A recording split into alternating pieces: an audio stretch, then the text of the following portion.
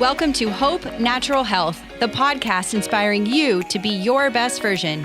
Join me, your host, Dr. Erin, naturopathic doctor, dog mom, cancer survivor, and girl boss weekly as we discuss all things health, hormones, and happiness with a little side of this thing called life.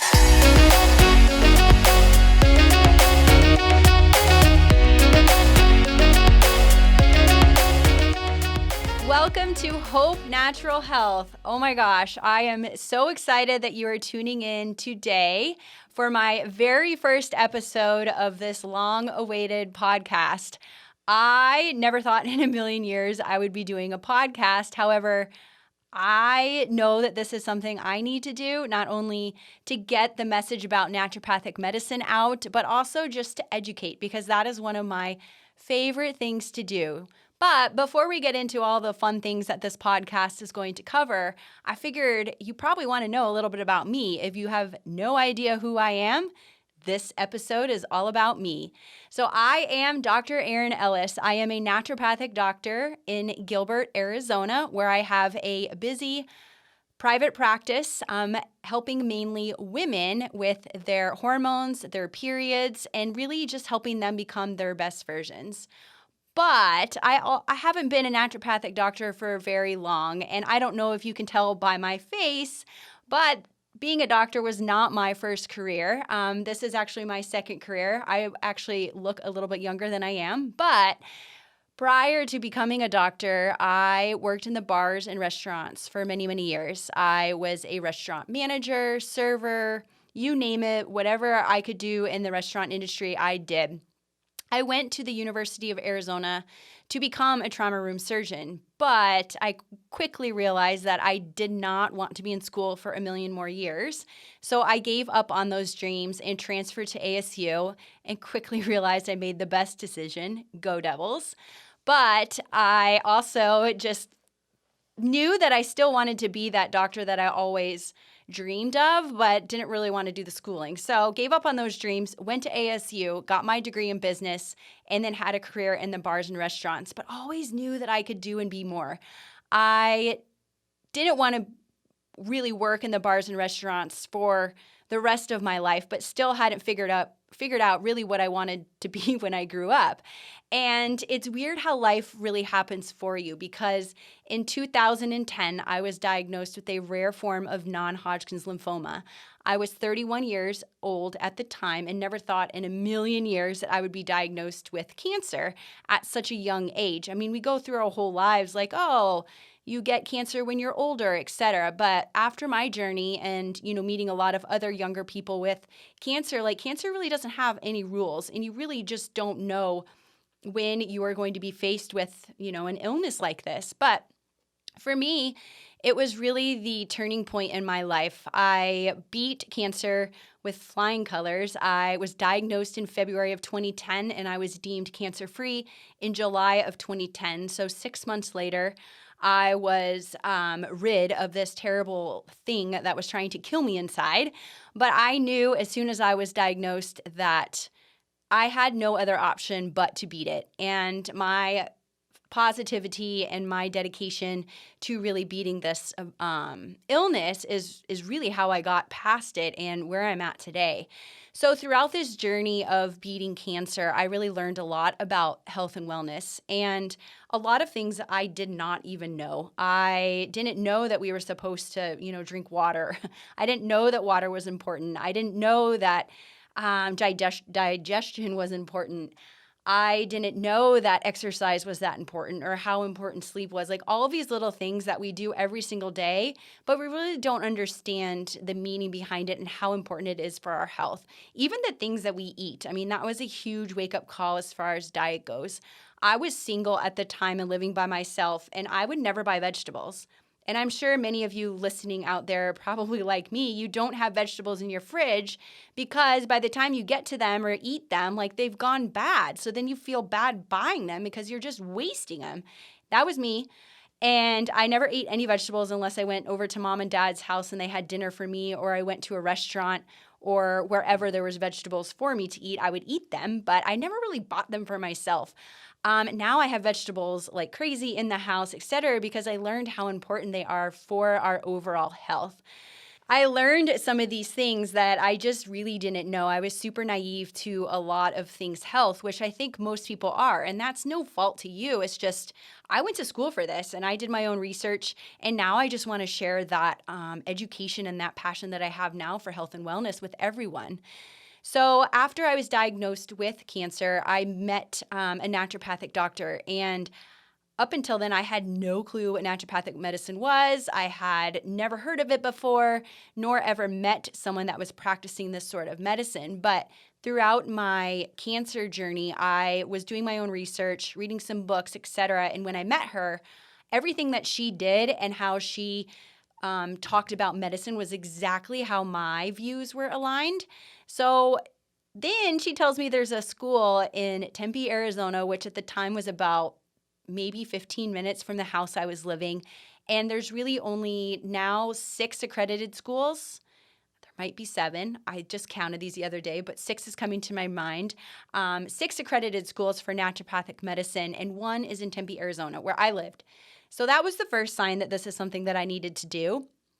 And then she just kept going on and on and on about how, treating alternatively and getting to the root cause and really teaching people about health and wellness is really like the philosophy of naturopathic medicine. And we'll go into that in a minute. But I got this wild little spark in my brain, like, why can't I just go back to school? So I went to Southwest College of Naturopathic Medicine, which is the school in Tempe, Arizona, and met with the advisor there to see what it would take for me to go back to school. Now, granted, I was way out of like the schooling years. I was in my 30s. But you know what? Your age is just a number, and you're never too old to really find your passion and live it. So I said, you know what? I'm going to do this. And sure enough, based on those pre-med classes that I had at University of Arizona, I really only needed 2 more science classes to get into naturopathic medical school. There's my second sign.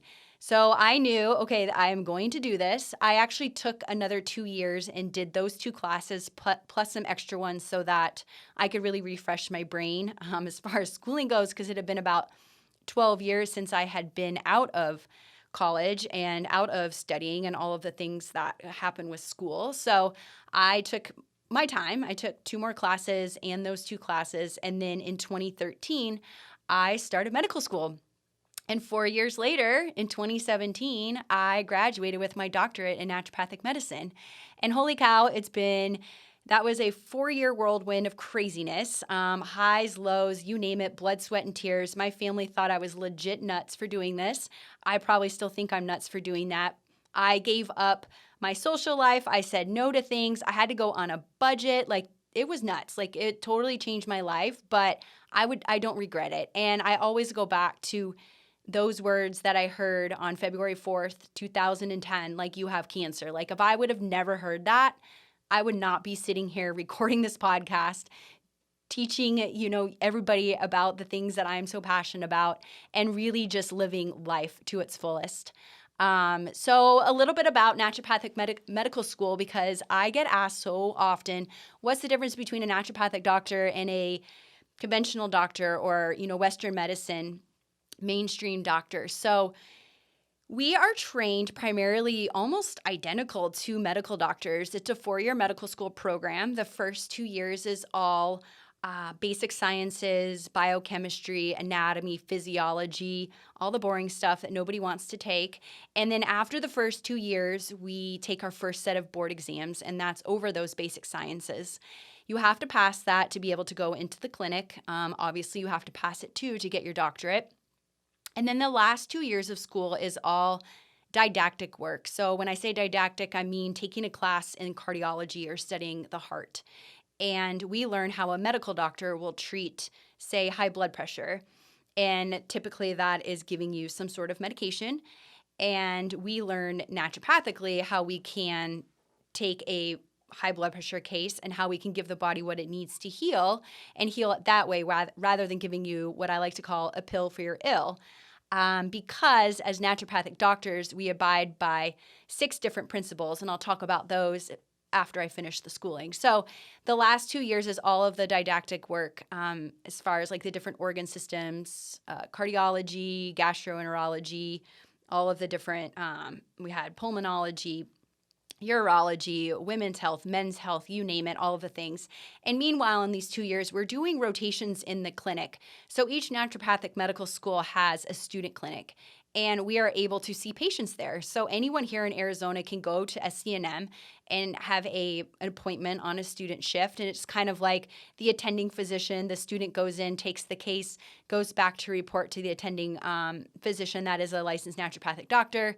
We come up with a treatment plan, and then you are on your way to a better health.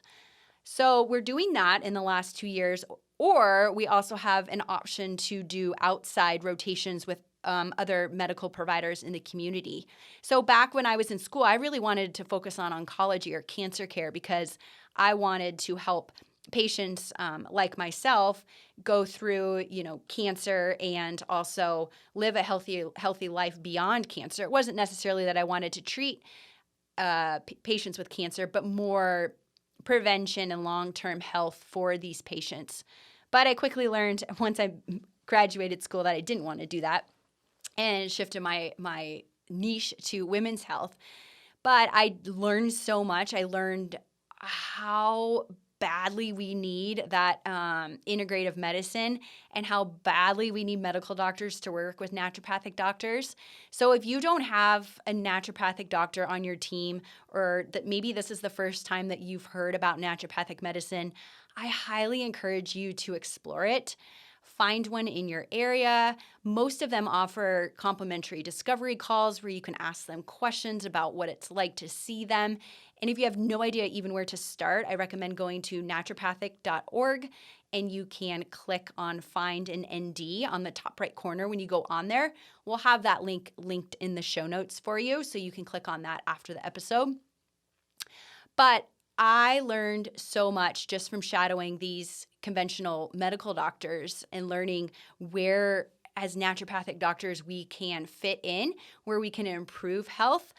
And I really realized quickly after graduation how much people like you, I'm sure I'm talking to you out there, need naturopathic medicine in their life, because you are likely one that has gone to a doctor for X, Y, and Z symptom and left there still feeling defeated, hopeless, getting no answers, and still feeling the way you feel. So that's the beauty of naturopathic medicine. And also during those 2 years, we're studying for our last set of board exams that are going to come up quickly right after graduation. And it's about 5 weeks after we graduate that we take our second set of board exams, which is a doozy. It's 3 days long, all day long. I think we had about 5 different tests. We have the big core test, and then we had to take a minor surgery supplemental one, a pharmacology, and a acupuncture one. So for the state of Arizona, I have to have passed all of these to become licensed, because Arizona is a fully licensed state for naturopathic medicine. So it kind of stunk. You graduate from medical school and then you can't celebrate or do anything fun. You have to study for boards. And then once that's over, then you can kind of breathe a sigh of relief. But you have to wait a grueling 6 weeks until you get that board exam result in the mail that says you passed or failed. Meanwhile, I was doing a preceptorship in a naturopathic urgent care in North Scottsdale. And this honestly was my pivotal moment as far as what I wanted to do and where I wanted to focus my attention and treatment on, because unlike medical doctors, naturopathic doctors were trained in general medicine. So we literally can treat a pediatric patient to a geriatric patient and everything in between. We don't necessarily focus on obstetrics or focus on gastroenterology. Like, we learn everything. So during this 2.5 year, what I like to call a residency, pseudo residency, I learned exactly who I like to treat and who I was like, okay, I'm fine. I've learned about that, but that's not really who I want to focus on in my practice. So I shifted my practice to focusing mostly on women's health and really addressing that pinpoint of fatigue, because most women out there, moms especially, are so tired and they are putting themselves last because they've been so busy all of these years taking care of their children, their husbands, their entire family, like they're the ones keeping it together. And then they get to the point where like, I have to do something to take care of my health. So that's who I enjoy helping. And I also love helping women with period problems. We'll have tons of episodes about hormones and things like that, but that's pretty much my jam right now as far as helping people. But more importantly, like I just want to give back that hope. I want patients to know that their symptoms are real. They are not crazy for the way they're feeling, that they need to be heard, and that there are answers for the way they're feeling, because hope is a special word for me. I had hope throughout my diagnosis that I was going to be okay. And I want my patients to feel hope that their symptoms are real and that they can be their best version. So that's pretty much how I got to where I am today. And it's so surreal because in just a few weeks, it'll be 4 years since I graduated from medical school. And it's just nuts. I can't believe like time has flown. I started this journey 8 years ago as far as schooling went, and I've hit my 11-year mark of being cancer-free, and I'll have many more years of that. But it's incredible how far, when you really look back at your life and see how far you've come. And I honestly, like I've mentioned before, I would not be sitting here doing this if that would have never happened to me in 2010. So the thing about naturopathic medicine that I love is these 6 principles that we abide by. And the first one is do no harm. And we choose the most effective and least toxic therapy first. So like I mentioned, it's not typically a pharmaceutical drug because those are often have more side effects than they come with or with the intent of to treat you with happen. So I love giving the body what it needs to heal, and that's another principle. But by doing that, we look at the body as a whole, and that's another principle. So I look at you as a whole. So say you came to me and said, I have a terrible headache. Most medical doctors will give you, say, a migraine medicine or a big dose of an NSAID or something like that. I'm looking at why do you have this headache?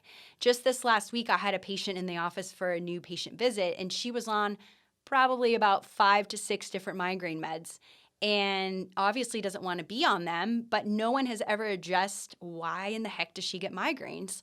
Like, I'm sorry, but that's not normal to have daily headaches or take that many medications for something. There's an answer. There's a reason why you have migraines, and everything had been ruled out as far as, neurological or brain mass or something like that. So it wasn't that.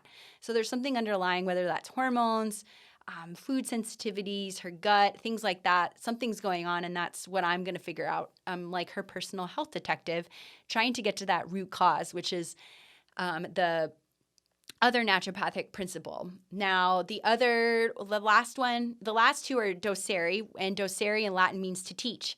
And obviously that's why I'm here, is to do this podcast to teach you and share all things health, hormones, and happiness and life. I'm going to bring in some business topics in here because that was huge for me as far as starting my own practice, because they don't really teach you a whole lot about business in medical school.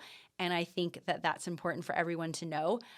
And the other one, which is my favorite too, is prevention. So most disease processes can be prevented. And a lot of it starts with what you're putting in your mouth. Also what you're doing as far as your mental space goes, and exercise, lifestyle, all of these things play a role in your disease processes. So we'll talk all of those things. I'll have case studies in here. We'll have special guests on the podcast talking about what lights them up and what really fuels their fire. And of course, if you have any requests for podcasts or want to, submit a pitch to be on my podcast, I am more than happy to do that. And we'll give you some information in the show notes regarding that. And I am just so happy that you all downloaded this episode and that you're listening to it today. And next episode, we're going to be talking about everything about the foundations of health, because that is where I really focus on first because of the foundations of health aren't there, then we really aren't going to really excel in that healing process if we don't have the basics. So think of the concrete on the ground. You can't build the house without the foundation, and that's the same thing with your health. So we'll be talking about that next episode, so don't miss that. And if you enjoyed this episode, I would love a comment and review below. And you can also screenshot this episode and tag me in Instagram and share it with the world. We'll see you next week.